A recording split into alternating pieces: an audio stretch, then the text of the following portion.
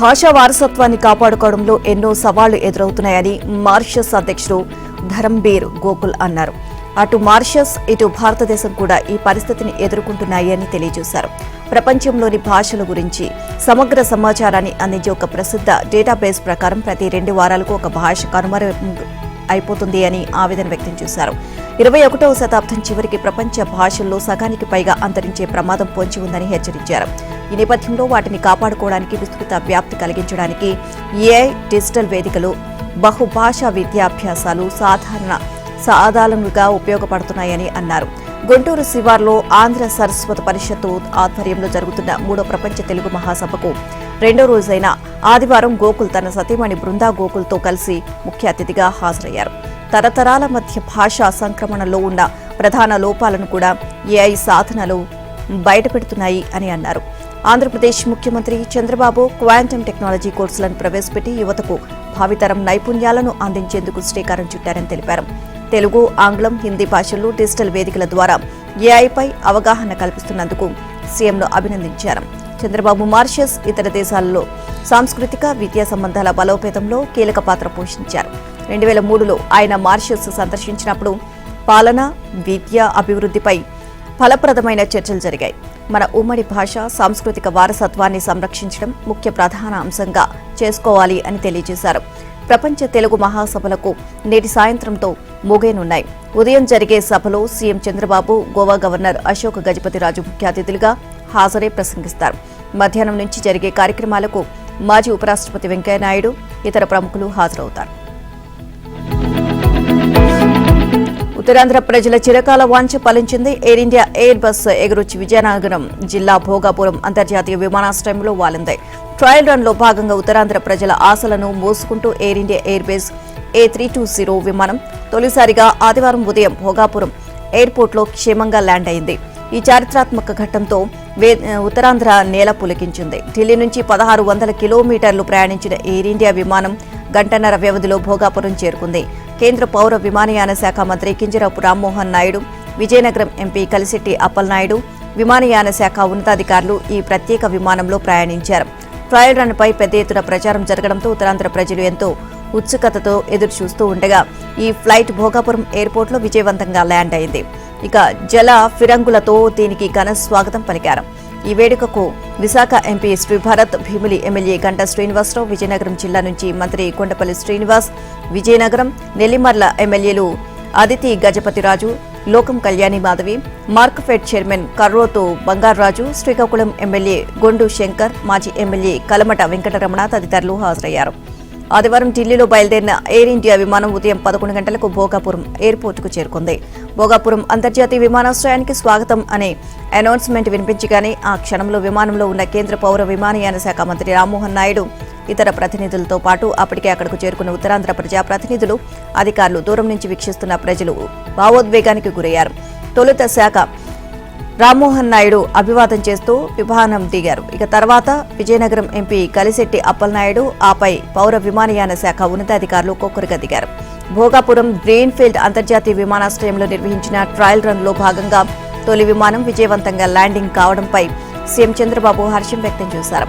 ఈ మేరకు ఎక్స్లో ఉత్తరాంధ్ర ప్రజలకు ప్రత్యేక శుభాకాంక్షలు తెలియజేశారు. 2014-19 మధ్య కాలంలో ఎన్డీఏ ప్రభుత్వం చేపట్టిన ఈ విమానాశ్రయ నిర్మాణం ఈ ఏడాది జూన్ నాటికి మిగిలిన 4% పనులను కూడా పూర్తి చేసుకుని ప్రజలకు అందుబాటులోకి వస్తుంది అని చంద్రబాబు పేర్కొన్నారు. ఇక ఈ 18 నెలల్లో విమానాశ్రయ పనులు వేగంగా పూర్తి చేసి అందుబాటులోకి రావడానికి కారణమైన ప్రధానికి ధన్యవాదాలు తెలియజేశారు. అబద్దాలు, అభూత కల్పనలు, అవినీతి, కుంభకోణాలకు ప్యాంటు చొక్కా తొడిగితే వైఎస్ జగన్మోహన్ రెడ్డి అవుతాడని జల వనరుల మంత్రి నిమ్మల రామానాయుడు ఎద్దేవా చేశారు. నిజానికి నిబద్ధతకు సీఎం చంద్రబాబు నిలువెత్తు నిదర్శనమని అన్నారు. జగన్ అవినీతి పత్రికలో ఒక పేజీ అబద్దాలు అచ్చూసినా ఇక రాష్ట్ర ప్రజలు నమ్మే స్థితిలో లేరు అని నిమ్మల అన్నారు.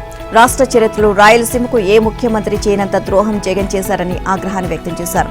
రాయలసీమ ఎత్తిపోతల పథకానికి 2020 మే 5వ తేదీన ఆమోదముద్ర వేసి అదే ఏడాది అక్టోబర్ 29వ తేదీన ఎన్జీటీలో నిలిపివేత ఉత్తర్వులు వచ్చేలా చేశారని, రాయలసీమ నీటి ప్రాజెక్టులకు జగన్ తన 5 ఏళ్ల ఏలుబడిలో పట్టించుకోలేదని మంత్రి తెలియజేశారు. హంద్రీనీవాకు ₹1 కూడా కేటాయించలేదు అన్న మంత్రి, సముద్రంలోకి ఏటా 3000 టీఎంసీలు వృధాగా పోతున్న గోదావరి జలాల్లో 200 టీఎంసీలు వాడుకుంటే తెలంగాణకు అభ్యంతరం ఏమిటి అని ప్రశ్నించారు.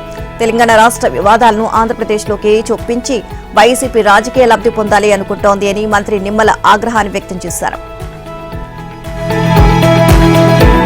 పాయకరావుపేట నియోజకవర్గంలో ఏపీ హోంమంత్రి వంగలపూడి అనిత పర్యటించి పలు అభివృద్ధి కార్యక్రమాలను ప్రారంభించారు. దార్లపూడిలో వెంకటేశ్వర స్వామిని దర్శించుకుని ₹1 వ్యయంతో నిర్మించే రోడ్డును ప్రారంభించారు. అనంతరం నక్కపల్లిలోని హోంమంత్రి క్యాంపు కార్యాలయం వద్ద టీడీపీ నేతలు కార్యకర్తల సమావేశంలో పాల్గొని పార్టీ కోసం కష్టపడే కార్యకర్తలను సత్కరించారు.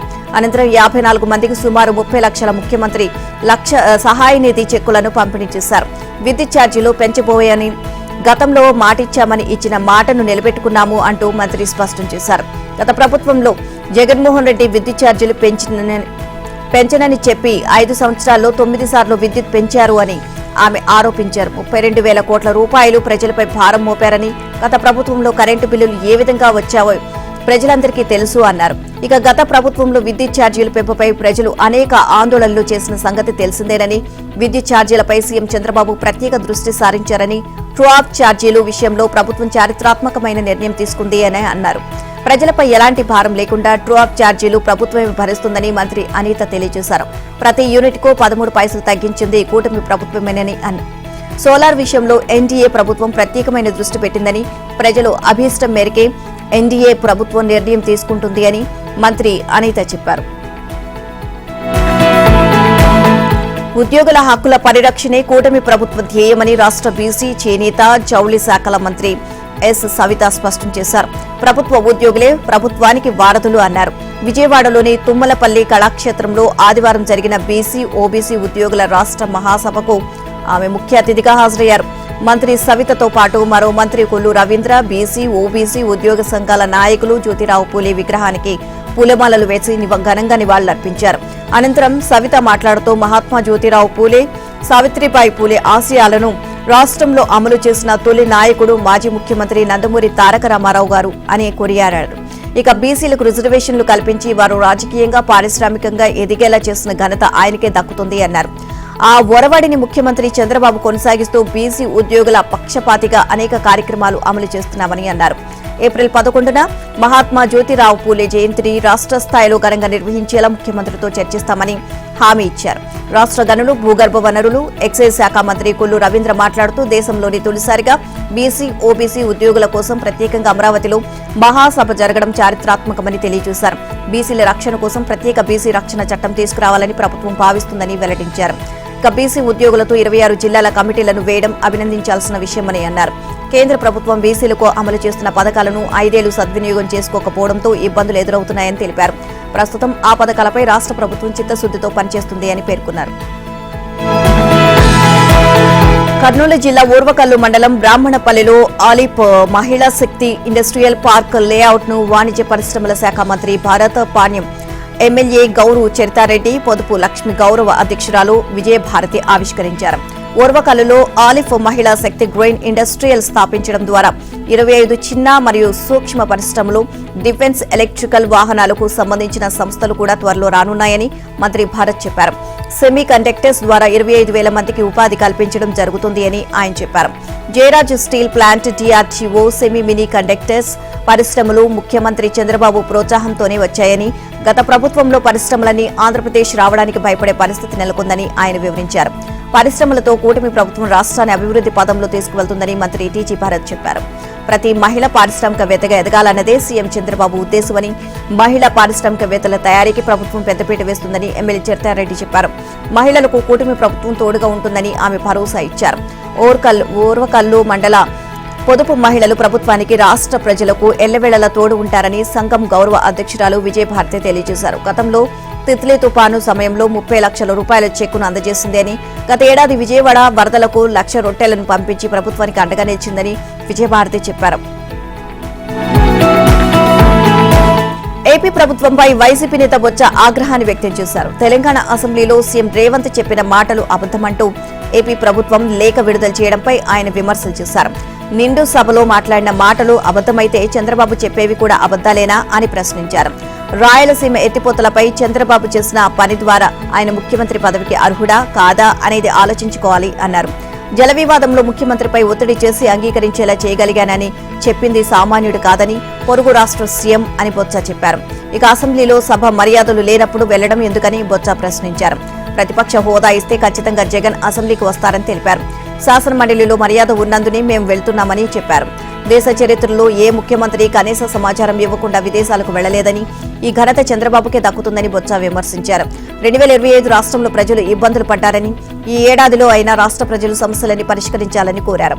ఇక కూటమి పార్టీలు ప్రతిపక్షంలో ఉంటే ఒకలా, అధికారంలో ఉంటే ఒకలా మాట్లాడుతున్నాయని విమర్శించారు. ఆనాడు రామతీర్థం ఘటనపై స్పందించిన వారు ఇప్పుడు ద్రాక్షారామం ఘటనపై ఎందుకు స్పందించడం లేదని ప్రశ్నించారు. అన్నమయ్య జిల్లా ములకల చెరువు నకిలీ మద్యం తయారీ కేసులో మాజీ మంత్రి జోగి రమేష్, ఆయన సోదరుడు రాము కస్టడీ విచారణ ఆదివారంతో ముగిసింది.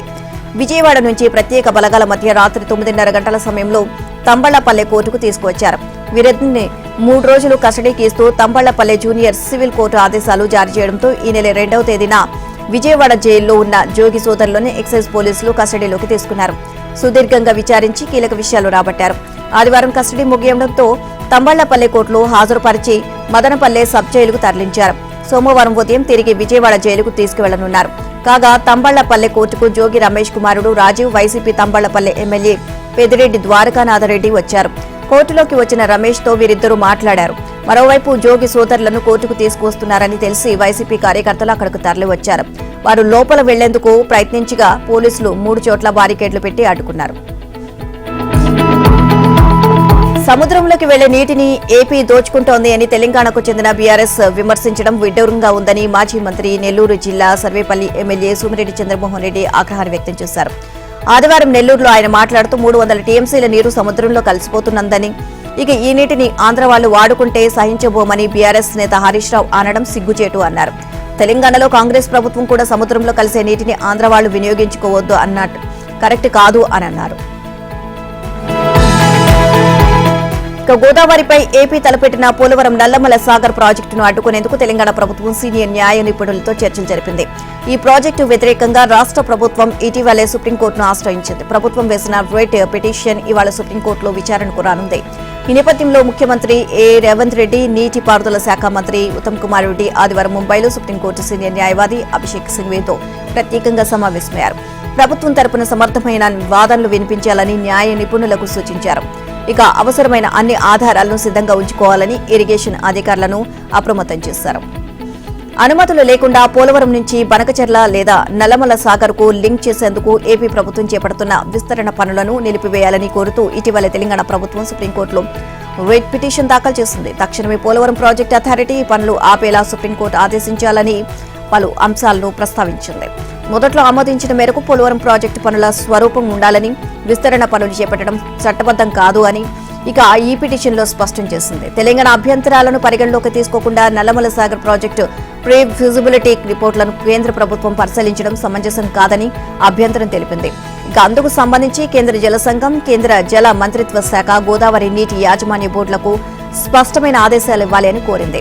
కేంద్ర జల సంఘం మార్గదర్శకాలకు విరుద్ధంగా ఏపీ ప్రభుత్వం డీపీఆర్ తయారీకి సిద్ధపడుతోంది అని, వెంటనే ఈ చర్యలను ఆపాలని కోరింది. ఏపీ తలపెడుతున్న ఈ విస్తరణ ప్రాజెక్టులకు పర్యావరణ అనుమతులు ఇవ్వకుండా, కేంద్రం నుంచి ఎలాంటి ఆర్థిక సాయం అందించకుండా తగిన ఆదేశాలు ఇవ్వాలని పిటిషన్లో ప్రస్తావించింది. హైదరాబాద్ పారిశ్రామిక భూముల బదలాయింపు విధానంపై సోమవారం శాసనసభలో కీలక చర్చ జరగనుంది. రాష్ట్రంలో పారిశ్రామిక అభివృద్ధి, భూ వినియోగ విధానాలపై ప్రభుత్వం చూపుతున్న హిల్డ్ విధానంలో ప్రతిపాదిత సవరణలు చర్చలో ప్రధాన అంశంగా ఉండనున్నాయి. ముఖ్యంగా పారిశ్రామిక పార్కుల్లోని భూముల వినియోగం, కన్వర్షన్ ఫీజ్, కంపెనీల సమస్యలపై ఇటీవల పారిశ్రామికవేత్తలు సందేహాలు వ్యక్తం చేసిన సంగతి తెలిసిందే.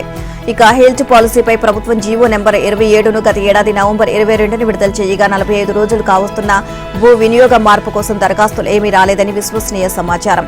ఇక ఓఆర్ఆర్ వెలుపలికి వెళ్తే నూతన పరిశ్రమలు నెలకొల్పేందుకు అనువైన వాతావరణం, మౌలిక సదుపాయాల కల్పనపై ప్రభుత్వం ఎటువంటి స్పష్టత ఇవ్వలేదని, ఆ కారణంగానే తాము సందిగ్ధంలో ఉన్నామని పలువురు పారిశ్రామికవేత్తలు ఇటీవల నిర్వహించిన సదస్సులో పాల్గొన్నారు. దాంతో సోమవారం శాసనసభలో చర్చకు రాబోయే హెల్త్ పాలసీలు ఏమైనా మార్పులు చేర్పులు ఉంటాయా లేదా అని పారిశ్రామిక వర్గాలు చర్చ జరుగుతుంది. పారిశ్రామికవేత్తలు కోరుతున్నట్లు కొత్త మార్గదర్శకాలు చేర్చబోతున్నారా అనేది ఆసక్తిగా మారింది. అసెంబ్లీలో చర్చ అనంతరం ప్రభుత్వం కీలక ప్రకటన చేసే అవకాశం ఉన్నట్లు రాజకీయ వర్గాలు పేర్కొంటున్నాయి. కాగా ఈ విధానాన్ని ప్రతిపక్షాలు లక్షల కోట్ల స్కామ్ గా ఆరోపించగా ప్రభుత్వం కూడా ధీటుగానే సమాధానమిచ్చింది. ఈ ప్రక్రియ బీఆర్ఎస్ హయాంలోనే జరిగింది అంటూ ఆరోపణలు తిప్పికొట్టింది. వారు చేస్తే పాలన, మేం చేస్తే స్కామ్ ఎలా అవుతుందని పరిశ్రమల శాఖ మంత్రి శ్రీధర్ బాబు ధ్వజమెత్తారు. ఇక తాము కేవలం యాజమాన్య హక్కులు ఉన్న వారికి మాత్రమే ఈ వెసులుబాటు కల్పిస్తున్నామని ఆయన స్పష్టం చేశారు. సర్వభ్రష్ట కాంగ్రెస్ ప్రభుత్వానికి రేవంత్ రెడ్డి నాయకుడని, ఆయన తన అజ్ఞానాన్ని కప్పిపుచ్చుకునేందుకే బీఆర్ఎస్ నేతలను తిడుతున్నారు అని ఆ పార్టీ వర్కింగ్ ప్రెసిడెంట్ కేటీఆర్ పేర్కొన్నారు. తెలంగాణ భవన్లో ఆదివారం నిర్వహించిన నదీ జలాలు కాంగ్రెస్ ద్రోహాలు అనే అంశంపై చేపట్టిన పీపీటీ కార్యక్రమంలో ఆయన మాట్లాడారు. పదే పదే కేసీఆర్ చావును కోరుకునే రాబందు రేవంత్ అని ఆగ్రహాన్ని వ్యక్తం చేశారు. వికృతమైన చేష్టలతో కేసీఆర్ స్థాయిని తగ్గించలేరు అని అన్నారని, ఇక సీఎంకు సాగునీటి పారుదల రంగంపై కనీస అవగాహన లేదని, దోచుకోవడం దాచుకోవడం తప్ప ఆయనకు ఏమీ తెలియదని విమర్శించారు. కాంగ్రెస్ నేతలందరూ కుక్కమూతి పిందెలని, నాడు ఎన్టీఆర్ చెప్పిన మాట 100% నిజమని ప్రస్తుత ప్రభుత్వ చర్యలు రుజువు చేస్తున్నాయి అంటూ కేటీఆర్ విమర్శించారు. అసెంబ్లీలో సీఎం మాట్లాడుతున్న భాషను చూసిన తర్వాత వినాశకాలే విపరీత బుద్ధే అని పెద్దల మాట గుర్తుకు వస్తుంది అన్నారు. 420 హామీలిచ్చి ఎగవేసిన పార్టీని 420 సార్లు ఉరితీయాలి అన్నారు. బీసీలకు 42% రిజర్వేషన్లు, నిరుద్యోగులకు ఏటా 2 లక్షలు ఉద్యోగాలిస్తామని హామీలిచ్చి మోసం చేసిన రాహుల్ గాంధీ రేవంత్ రెడ్డిని ఎన్నిసార్లు ఉరితీయాలని ప్రశ్నించారు. ఇక ఐఐటీకి, ట్రిపుల్ ఐటీకి, బచావత్ ట్రిబ్యునల్ కు, బ్రిజేష్ కుమార్ ట్రిబ్యునల్ కు తేడా తెలియని అజ్ఞాని రేవంత్ రెడ్డి అని విమర్శించారు.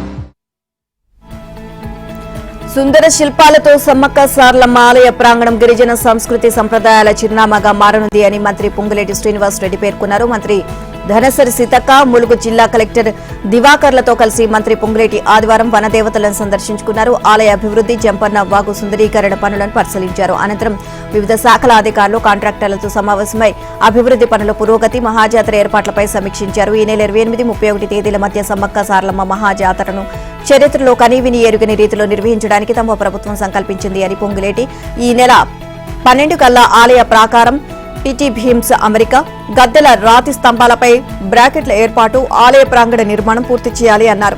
ఆ తర్వాత ఏ కాంట్రాక్ట్ వాహనం ఉన్నా సీజ్ చేయాలని జిల్లా ఎస్పీ సుధీర్ ఆర్ కేకన్ ను ఆదేశించారు. సంక్రాంతి పండుగకు ముందు నుంచే ఈ నెలాఖరు వరకు మేడారం ప్రాంతం విద్యుత్ కాంతుల వెలుగులతో భక్తులకు కనువిందు చేయాలని మంత్రి పొంగులేటి పేర్కొన్నారు. కాగా ఆర్థిక ఇబ్బందులు ఉన్న అభివృద్ధి పనులు చేపడుతూనే రాష్ట్ర ప్రజలకు సంక్షేమ పథకాలు అందిస్తున్నామని మంత్రి పొంగులేటి అన్నారు. ఆదివారం ఖమ్మం జిల్లా ఏదులాపురం మున్సిపాలిటీలో పలు అభివృద్ధి పనులకు శంకుస్థాపన చేసిన పొంగులేటి సూర్యనగర్లోని జరిగిన సభలో మాట్లాడుతూ పేదలకు మౌలిక వసతుల కల్పనే లక్ష్యంగా తమ ప్రభుత్వం పనిచేస్తోంది అన్నారు. ఫోన్ ట్యాపింగ్ కేసులో బీఆర్ఎస్ నేత హరీష్ ను విచారించేందుకు అనుమతి ఇవ్వాలని కోరుతూ రాష్ట్ర ప్రభుత్వం సుప్రీంకోర్టును ఆశ్రయించింది. ఈ పిటిషన్ సోమవారం జస్టిస్ నాగరత్న నేతృత్వంలోని జస్టిస్ ఉజ్జల్ భుయాన్లతో కూడిన ద్విసభ్య ధర్మాసనం ఎదుట విచారణకు రానుంది. ఇక హరీష్ రావు ఆదేశాల మేరకు పోలీసు అధికారి రాధాకిషన్ రావు తన ఫోన్ ట్యాప్ చేశారని ఆరోపిస్తూ 2024లో సిద్దిపేటకు చెందిన రియల్ ఎస్టేట్ వ్యాపారి చక్రధర్ గౌడ్ పంజాగుట్ట స్టేషన్లో ఫిర్యాదు చేశారు. దీనిపై 2024 డిసెంబర్ 1న పోలీసులు ఎఫ్ఐఆర్ నమోదు చేశారు. ఆ తర్వాత హరీష్ పిఏ వంశీకృష్ణతో సహా మరో 3 పోలీసులు అరెస్ట్ చేశారు. మరోవైపు తనపై అక్రమంగా కేసు పెట్టారని ఎఫ్ఐఆర్ ను కొట్టివేయాలని కోరుతూ హరీష్ 9/24 డిసెంబర్ 4న హైకోర్టును ఆశ్రయించారు. సుదీర్ఘ వాదనల అనంతరం హరీష్ పై కేసు పెట్టడానికి సరైన ఆధారాలు, బలమైన సాక్ష్యాలేవీ లేవంటూ హైకోర్టు 2025 మార్చి 4న ఆ కేసును కొట్టివేసింది. హైకోర్టు తీర్పును చక్రధర్ గౌడ్ సుప్రీంకోర్టులో సవాల్ విసిరారు. ఇక ఇరుపక్షాల వాదనల అనంతరం జస్టిస్ బేలా ఎన్ త్రివేది నేతృత్వంలోని ధర్మాసనం హైకోర్టు తీర్పులో జోక్యం చేసుకోవడానికి కారణాలేవీ కనిపించడం లేదని అభిప్రాయపడింది. చక్రధర్ గౌడ్ పిటిషన్ను కొట్టివేసింది. అయితే ఫోన్ ట్యాపింగ్ కేసులో ప్రధాన నిందితుడు ప్రభాకర్ రావును పోలీసులు విచారించడం, రాష్ట్రంలో కేసు రోజుకో మలుపు తిరుగుతున్న నేపథ్యంలో తెలంగాణ ప్రభుత్వం హరీష్ ను ప్రతివాదిగా చేరుస్తూ సుప్రీంకోర్టులో పిటిషన్ దాఖలు చేసింది. అందులో చక్రధర్ ను సైతం ప్రతివాదిగా చేర్చింది. దీనిపైనే సుప్రీం విచారణ జరపనుంది. అసెంబ్లీలో ఇరిగేషన్ పై సీఎం రేవంత్ రెడ్డి, మంత్రి ఉత్తమ్ కుమార్ రెడ్డిలు ఇచ్చిన ప్రెజెంటేషన్ కరెక్టే అని తెలంగాణ భవన్ హరీష్ రావు ఇచ్చిన పవర్ పాయింట్ ప్రెజెంటేషన్ ఒట్టి బోగస్ అని టీపీసీసీ కార్యనిర్వాహక అధ్యక్షుడు తూర్పు జగ్గారెడ్డి అన్నారు. హరీష్ చెప్పినవన్నీ దొంగ లెక్కలు, దొంగ మాటలేనని అన్నారు. కేసీఆర్ తోలు తీస్తానంటూ మాట్లాడితేనే సీఎం రేవంత్ రెడ్డి నాలుక కోస్తానని అన్నారని, ఇందులో తప్పేముంది అని జగ్గారెడ్డి ప్రశ్నించారు. బీఆర్ఎస్ వాళ్లకు అధికారంలో ఉన్నప్పుడు ఆంధ్ర వాళ్ల నీళ్ల దోపిడీ గుర్తుకు రాదని, కానీ ప్రతిపక్షంలోకి రాగానే నీటి దోపిడీ గుర్తుకు వస్తుందా అని ప్రశ్నించారు. బాబు హయాంలో మంత్రిగా, తెలంగాణకు సీఎంగా ఉన్నప్పుడు కూడా ఆంధ్ర వాళ్లతో కేసీఆర్ కు ఎలాంటి పంచాయతీ లేదని, ఆయన ప్రతిపక్షంలో ఉన్నప్పుడు మాత్రం ఆంధ్ర వాళ్లతో పంచాయతీ తెరపైకి వస్తుంది అన్నారు. ఇందులో మతలబు ఏంటి అని నిలదీశారు. తాను సాగునీటి శాఖ మంత్రి అయ్యాకనే తెలంగాణ ప్రజలు నీళ్లు తాగుతున్నట్లుగా ప్రెజెంటేషన్ లో హరీష్ రావు చెప్పారని, ఆ విషయాలను అసెంబ్లీలో ఎందుకు చెప్పలేదని జగ్గారెడ్డి నిలదీశారు. కాళేశ్వరం కట్టాకే తెలంగాణ ప్రజలు నీళ్లు తాగుతున్నారా? స్వాతంత్ర్యం వచ్చినప్పటి నుంచి కాంగ్రెస్ ప్రభుత్వాలు ఏమీ చేయలేదా? మంజీరా, సింగూరు ప్రాజెక్టులను ఎవరు కట్టారు అని కాంగ్రెస్ ప్రభుత్వాలు కట్టినవి కావా? మంజీరా, సింగూరు నీళ్లు తాగే కేసీఆర్, హరీష్ రావులు పెరిగారు. ఆ చరిత్రను వారు మర్చిపోవద్దు అంటూ జగ్గారెడ్డి హితవు పలికారు. ఏలూరు జిల్లా బుట్టాయిగూడెం మండలం మంచులవారిగూడెం గ్రామంలో ఎన్నో కోట్ల రూపాయల వ్యయంతో చింతలపూడి ఎత్తిపోతల గట్టును గత ప్రభుత్వాలు ఏర్పాటు చేశాయి. ఇప్పుడు ఆ గట్టును కొందరు అక్రమార్కులు తవ్వేస్తున్నారు. ఇంత జరుగుతున్న అధికారులు పట్టించుకోవడం లేదని స్థానికులు వాపోతున్నారు. ఇక జీలుగు మిల్లి నుంచి పోలవరం మీదుగా వెళ్తున్న నేషనల్ హైవేకు సంబంధించి మట్టిని తీసుకువెళ్లడానికి ఇరిగేషన్ అధికారులు చింతలపూడి ఎత్తిపోతల గట్టును తోలుకోవడానికి అధికారులు పర్మిషన్ ఎలా ఇచ్చారని నిలదీస్తున్నారు. ఒకవేళ మట్టి తరలించాల్సి వస్తే ప్రమాణాల ప్రకారమే తవ్వకాలు జరపాలని, కానీ ఇవేమీ పట్టించుకోకుండా పర్మిషన్ ఎలా ఇచ్చారు అంటూ ప్రశ్నిస్తున్నారు. చింతలపూడి ఎత్తిపోతల గట్టు తవ్వుకోవడానికి అధికారులు పర్మిషన్ ఇవ్వడం ఏమిటో అని చుట్టుపక్కల గ్రామాల ప్రజలు ముక్కున వేలేసుకుంటున్నారు.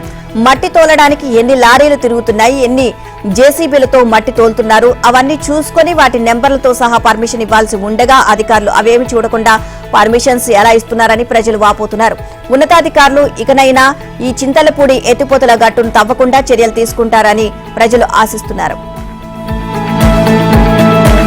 వృద్ధులకు, వికలాంగులకు చేస్తున్న సేవలకు జ్యోతిరావు పూలే జాతీయ అవార్డును అందుకోవడం అభినందనీయమని all India Vishnu Sahasranama cultural foundation సభ్యులు బలుసు సత్యనారాయణ అన్నారు. తూర్పుగోదావరి జిల్లా దేవరపల్లిలో జై కిసాన్ వృద్ధాశ్రమం నిర్వాహకులు వృద్ధులకు చేస్తున్న సేవను దృష్టిలో ఉంచుకుని న్యూఢిల్లీకి చెందిన దళిత సాహిత్య అకాడమీ ప్రతిష్టాత్మక జ్యోతిరావు పూలే జాతీయ అవార్డును ఆ సంస్థ నిర్వాహకులు దెయ్యాల భీమరాజుకు అందజేశారు. కర్నూలు మాంటిసోరీ స్కూల్లో ఏబిఎన్ ఆంధ్రజ్యోతి సంక్రాంతి ముత్యాల ముగ్గుల పోటీకి విశేష స్పందన లభించింది. కార్యక్రమానికి లోకల్ స్పాన్సర్స్ మంత్రి టీజీ భరత్ ముఖ్య అతిథిగా పాల్గొన్నారు. ముగ్గుల పోటీలో వసంత, దాక్షాయిని, రేణుక విజేతలుగా ఎంపికయ్యారు. మంత్రి టీజీ భరత్ విజేతలకు బహుమతులు అందజేశారు. సంస్కృతి సంప్రదాయాలను గుర్తుకు వస్తూ ప్రతి ఏడాది ఏబిఎన్ ఆంధ్రజ్యోతి యాజమాన్య ముగ్గుల పోటీలు నిర్వహిస్తూ మహిళలను ప్రోత్సహించడంపై మంత్రి టీజీ భరత్ అభినందనలు తెలియజేశారు. ముగ్గుల పోటీలో పాల్గొని బహుమతులు పొందడంపై మహిళలు సంతోషాన్ని వ్యక్తం చేశారు.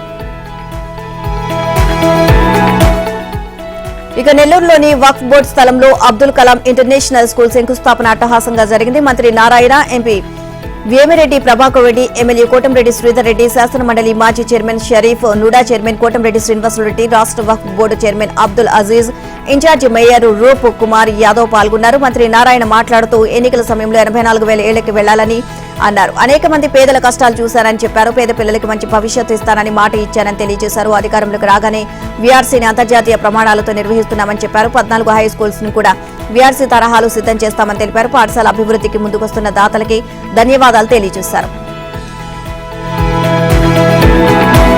కొద్ది రోజులుగా కాస్త తగ్గి ప్రజలతో అమ్మయ్య అనిపించిన చలి మళ్లీ వణికించిపోతోంది. రాష్ట్రంలో చలి తీవ్రత మళ్లీ పెరగనుంది అని వాతావరణ నిపుణులు హెచ్చరిస్తున్నారు. సోమవారం నుంచి వారం రోజుల పాటు జనవరి 5 నుంచి 12 వరకు రాత్రిపూట ఉష్ణోగ్రతలు మళ్లీ తగ్గనున్నట్లు వెల్లడించారు. డిసెంబర్ మొదటి వారంలో నెలకొన్న కోల్డ్ వేవ్ పరిస్థితులు ఉంటాయని చెబుతున్నారు. గజగజ వణికించేలా చలిగాలులు వీచే అవకాశం ఉందని అంటున్నారు. పగటి ఉష్ణోగ్రతలు కూడా 25 నుంచి 26 డిగ్రీల మధ్య నమోదవుతాయని పేర్కొంటున్నారు. మరోవైపు రాత్రి, ఉదయం వేళల్లో దట్టమైన పొగమంచు ఉంటుందని హైదరాబాద్ వాతావరణ కేంద్రం వెల్లడించింది. రాబోయే 2 రోజుల్లో రాష్ట్రంలోని కొన్ని ప్రాంతాల్లో పొగమంచు ప్రభావం తీవ్రంగా ఉంటుందని పేర్కొంది. ఇక శనివారం రాత్రి సంగారెడ్డి జిల్లా కోహీర్లో 11.1 డిగ్రీల కనిష్ట ఉష్ణోగ్రత నమోదవుతుందని వాతావరణ కేంద్రం తెలిపింది. తిరుమల శ్రీవారి ఆలయంలో ప్రణయ కలహ మహోత్సవం తిరుమలలో ఆదివారం సాయంత్రం ప్రణయ కలహోత్సవం వైభవంగా జరిగింది. ఏటా వైకుంఠ ఏకాదశికి సరిగ్గా 6వ రోజున అధ్యయనోత్సవాల్లో 17వ రోజున ఈ ఉత్సవం నిర్వహించడం ఆనవాయితీ. సాయంత్రం 4 గంటలకు మలయప్ప స్వామి పల్లకిపై పుష్కరిణి వద్దకు వచ్చారు. అమ్మవార్లు చెరొక పల్లకిపై ఆ ప్రదక్షిణంగా స్వామివారికి ఎదురు వచ్చారు. పురాణ పఠనం జరుగుతుండగా అమ్మవార్ల తరపున జియంగార్లు పూల చెండ్లను స్వామిపై 3 సార్లు విసిరారు. ఇక స్వామి బెదిరినట్టుగా నటించి తానేమి తప్పు చేయలేదు అని అమ్మవార్లను ప్రాధేయపడడంతో అమ్మవార్లు శాంతించి స్వామికి ఇరువైపులా చేరి కర్పూర హారతులు అందుకుని ఆలయానికి చేరుకున్నారు. అనంతరం ఆ స్థానం నిర్వహించారు. ఇక మరోవైపు తిరుమలలో వైకుంఠ ద్వార దర్శనాలు ప్రశాంతంగా కొనసాగుతున్నాయి. 5వ రోజు శనివారం 88,662 మంది శ్రీవారిని దర్శించుకుని వైకుంఠ ద్వార ప్రవేశం చేశారు. అలాగే హుండీ ఆదాయం 5.05 కోట్లు లభించినట్లు టీటీడీ ప్రకటించింది. ఇక తిరుమలలో రద్దీ సాధారణంగా ఉంది. సర్వదర్శనాలు ప్రారంభమైన శుక్రవారం మినహా శని, ఆదివారాల్లో కూడా రద్దీ తక్కువగానే ఉంది. కేవలం కంపార్ట్మెంట్లు, నారాయణగిరి షెడ్లు తప్ప అదనపు క్యూ లైన్లు ఖాళీగానే ఉన్నాయి. వచ్చిన భక్తులు వచ్చినట్లుగా దర్శనానికి పంపుతూ ఇక్కడ క్యూ లైన్లు ఆకుండా చర్యలు తీసుకుంటున్నారు. దీంతో పెద్ద సంఖ్యలో భక్తులు వైకుంఠ ద్వార దర్శనం చేసుకుంటున్నారు. దిగ్గజ దర్శకుడు భారతీరాజా చెన్నైలోని ఎంజీఎం ఆసుపత్రిలో చేరారు. గత నెల 27వ తేదీన శ్వాస తీసుకోవడానికి ఇబ్బంది పడుతున్న ఆయన్ను కుటుంబ సభ్యులు ఆసుపత్రికి తరలించారు. ప్రస్తుతం వైద్యులు ఐసీయూలో ఉంచి ట్రీట్మెంట్ అందిస్తున్నారు. ప్రస్తుతం ఆయన ఆరోగ్యం నిలకడగా ఉన్నట్లు సమాచారం. డిశ్చార్జికి కొంత సమయం పడుతుందని వైద్యులు బులెటిన్లో పేర్కొన్నారు. భారతీరాజా దర్శకత్వం వహించిన సీతాకోక చిలుక సినిమాకు తెలుగులో ఉత్తమ చిత్రంగా భారత జాతీయ చలనచిత్ర పురస్కారంతో పాటు నంది అవార్డు వచ్చింది. నటసింహం నందమూరి బాలకృష్ణ నటించిన మంగమ్మ గారి మనవడి చిత్రానికి కథను, రెబల్ స్టార్ కృష్ణంరాజు ప్రధాన పాత్రలో నటించిన పల్నాటి పౌరుషం చిత్రానికి స్క్రీన్ ప్లేను అందించారు.